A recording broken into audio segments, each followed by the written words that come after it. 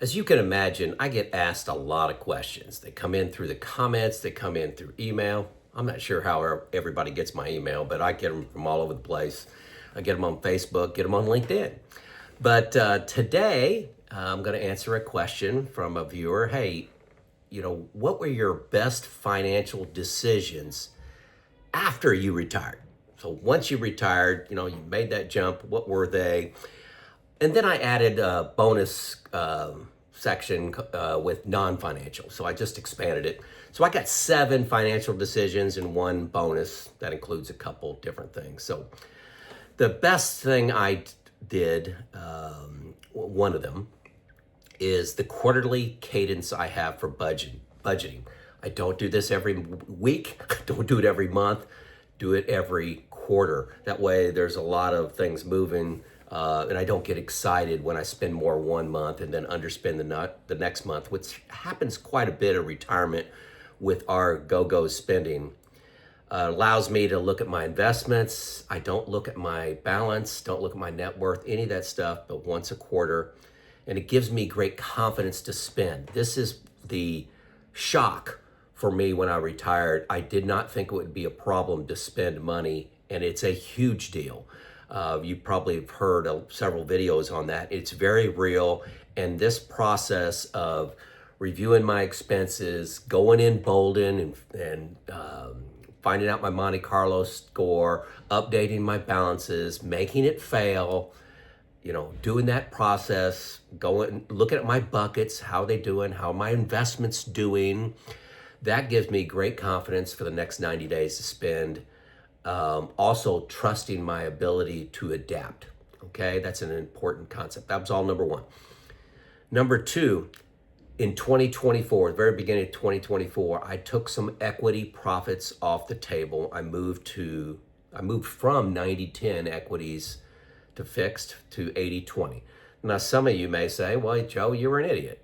You should have left it in 90-10. Well, hindsight's 2020, but I had a very good year in 2024, knowing that I was able to take some risk and some gains off the table. And that's so key in retirement. I've left a previous video on that.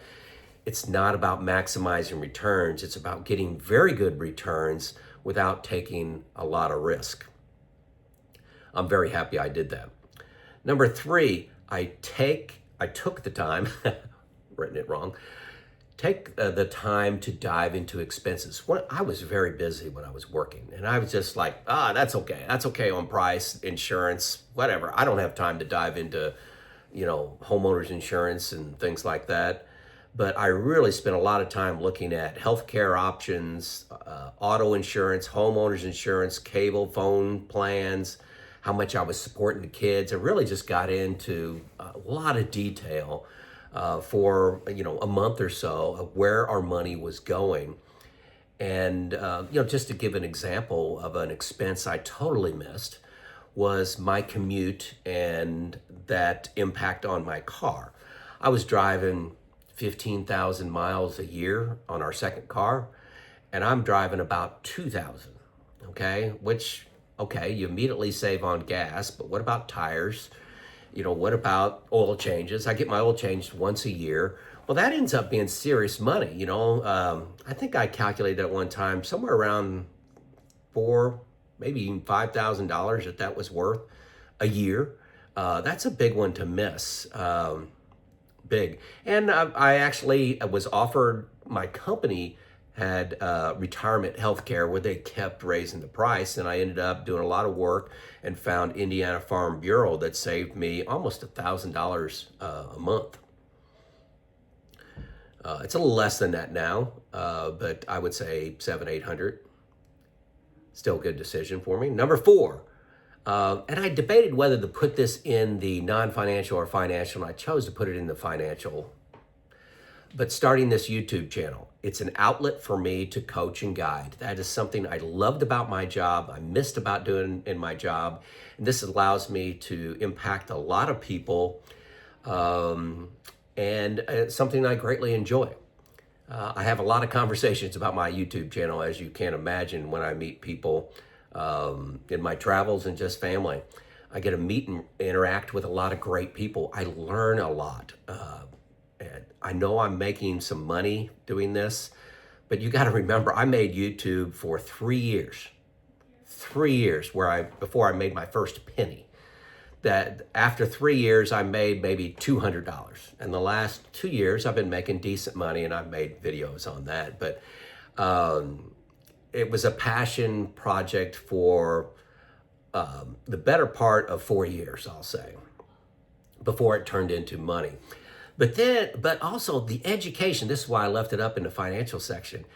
When you have to teach something, when you have to sit up here and make a video, you better know your stuff. So teaching is very hard to do, and you need to do some research. So it's forced me, not forced, but it was an opportunity for me to really dive in deep on why should I take Social Security at 62 versus 70? What are the benefits? You know, I found that the software Boldin, because of this channel, I didn't have Boldin when I retired. So it really helped me sharpen my skill set, which, you know, allows me to make more videos, and people seem to like that. And if I make a mistake, you guys are very quick to point it out. I have actually pulled down one video. I got close to 800 videos out there, and I made one that you guys I made a mistake on it. You guys called me out, and I took it down a couple hours afterwards because I just made a bad mistake in it. And so I learned, and you learn from your mistakes, right? Number 5, the purchase of New Retirement Now Boldin software. This changed everything for me. It gave me a lot of confidence to spend money. I love the logic of it. It was not just my spreadsheet that I created in my own head with my own logic. It's that. I get to do that with my own spreadsheets, which I only have one now. I used to have 10. But it's also an independent creator, team of creators that's been vetted, that they created a package that analyzes my retirement. And then I can play what can go wrong with current laws, just fantastic. It is my retirement plan. It's cloud-based, it's updated, there's training. If you haven't gone in Boldin, on the far left side, on the tabs, go to Classroom.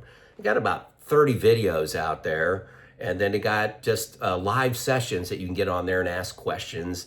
And even inside of Boldin, the help section, I think that's bottom right, you can ask, text, say, hey, I got a question about, how you inflate Social Security, whatever it happens to be. Let's see, spreadsheets are an option for 0.1% of you. I've seen some people, they've challenged me and said, hey, I got a spreadsheet, my spreadsheet does all that. Well, hope you, how much time have you spent on that? It's $120 a year to get Boldin, and if you're spending 40 hours a year creating that, maybe you're spending less of that, keeping it updated. Do whatever you want, but Boldin is a simple tool. I like simple. I could stress test it, and confidence to spend is huge. I mentioned that, but I'm telling you, you would not believe the number of comments about retiring earlier because they bought Boldin. It gave them confidence. It may have given the same answer, probably not, but I shouldn't say that. But even if it gave the same answer, you got an independent verification of your analysis. But I've never got the comment that it gave the same answer. It's almost always, hey, you can retire 2, 3, 4 years earlier. Confidence to spend, tax. I'm going to talk about tax in a separate section. So that was number 5. Number 6, tax planning using Boldin. When I retired, I had no tax plan. None. And that's why I leave a lot of videos talking about tax planning. It's huge. It's my number 1 expense, my number 1 controllable expense, okay? Other than this not go on my go-go spending, but this is controllable, and you can plan it, but you have to decide that you're going to look at your tax over your lifetime. If you just want to look, 12 months in advance, Boldin's probably not going to help you that much. But if you want to look at the tax bombs that are out there throughout your retirement and do something about that now when it's very easy to do, Boldin is unbelievable. Unbelievable. The people that I've walked through Boldin with are stunned with what they see. It's visual. You can see the problems right there in your face. It's the biggest impact, biggest decision, biggest time, not time, but biggest impact action that I have taken. If you're a W-2 employee right now, you're just working, you get your taxes taken out and you're going, what the heck's tax planning? You know, they tell me what I owe and I pay. You know, no big deal. Well, it totally changes in retirement. You know, some examples, efficient withdrawals. Where do you take money from your first year retirement? Do you want to take them from your Roth? Do you want to take them from your IRA? Do you want to take them from your brokerage account? Huge tax implications depending on your specifics. Huge. Also, some people look and are bragging to me that says, hey, I'm paying no tax the first 5 years I'm retired. Then RMDs come in and it's going to be higher. And I'm like, no tax is not a good plan. No tax. No tax. It screams at me that you're not optimizing. Screams, okay? So efficient withdrawals. And related to that is it influenced me to create multiple accounts like Roth, traditional IRA, an HSA, brokerage account, a money market fund, checking account. I have money in several different locations so I can choose where the money comes from to minimize my taxes. Also minimize taxes to your heirs. Some people just say they want to minimize tax in their lifetime. Well, do you really want to give a 37% tax bill to your kids if you could have given them a 10% tax bill? Or none, or zero. Number 7, the last one, before my bonus section, I continue to use my retirement group and Neil as sounding boards for all my decisions. I've been retired 6 years now, and I realize the more I've learned, deaccumulation, money going out, is significantly different and more options, more mistakes than saving. Accumulation is easy. Accumulation, hey, I'm going to save 15% of my money, get my company match, put it in the S&P 500, don't do anything for 35 years. That's not retirement planning with any kind of efficiency. And this is where a lot of financial advisors make their money, is in tax planning. And check out Boldin, first link below. And if you can't find $120 worth of worth out of there in the first 30 minutes, you're missing something. So every decision, I made a decision earlier around taking some risk off the table earlier this year. Remember I said I went from 90-10 to 80-20. I ran that by my retirement group. Not only did I have that thought, but I had to present it to them. I had to present it to Neil, and I had to present it to the other 2 members of my retirement group. That forces me to put together a logic path and convince them that it's the right thing to do. Their job is to poke holes in it, say why that's not the right move. And I just couldn't imagine making that decision without them. That was a huge decision for me, and I think it is because I've always been a stock guy. I hate bonds. I hate fixed. And I'm so glad I made that decision, and I don't think I would have made them without that retirement group. So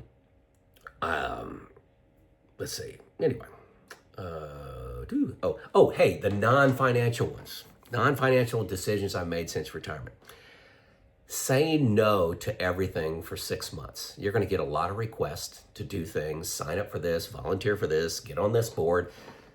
So many opportunities are going to come at you. You don't want to say yes to the first 2, and then you have to say no to opportunities 6 and 7 that you love. Okay, so just say no, relax, sit on the couch, go to the beach, travel, do all those fun things. Say no to any long-term commitment for 6 months. Best decision. One of the best decisions I've made. Number 2, we started, another guy and myself, Rick, started the Nob Hill Academy. That's a bar around here, Nob Hill. And we study history. We're studying Jimmy Carter this month. So we pick the host picks a topic of history and we debate it, we discuss it, we offer contrarian views, and we look for ways to improve our lives and our decisions based on what we study. Ben Franklin was another favorite topic of mine. Ayn Rand was another favorite topic of mine. Number 3, non-financial. I started working for Habitat and paint houses. I enjoy doing that, couple houses a month. Very rewarding, very rewarding. I love doing physical work to help people instead of just giving cash. We give money, but I've done that my whole life, and seeing the homeowner working next to you at Habitat is very cool. Number 4, non-financial, was traveling off-peak season. Slow travel. Our longest trip, driving trip, we've done this. Had 2 trips that were long. Was like 3.5 weeks. We drove from Indiana through Colorado to Utah, went to all 5 national parks in Utah, went down into Arizona. We didn't go to the Grand Canyon, but it's right there because we've already been there. But we went to Monument Valley. We went to Horseshoe Bend. Let me know if you've been to those places or even heard of those. And then we swung back up through Utah, and then went to, my daughter at the time was living in Idaho. So we stopped by Twin Falls and then drove back home. Slow travel, not trying to make any time, off-peak season. I'm recovering from a pretty bad cough. Sorry about that. And then the other non-financial thing is health focus. It's taken over a good part of my mental load is focusing on nutrition and exercise. And I enjoy that. I do enjoy it. I'm one of those crazy guys that likes exercise, and I like to focus on nutrition. Some days I don't win that battle, but I fight it every day, the nutrition side. Sugar and I are enemies, and snacking is an enemy of mine. So I've left other videos on that. So anyway, those are my best decisions after retirement. It's Joe out.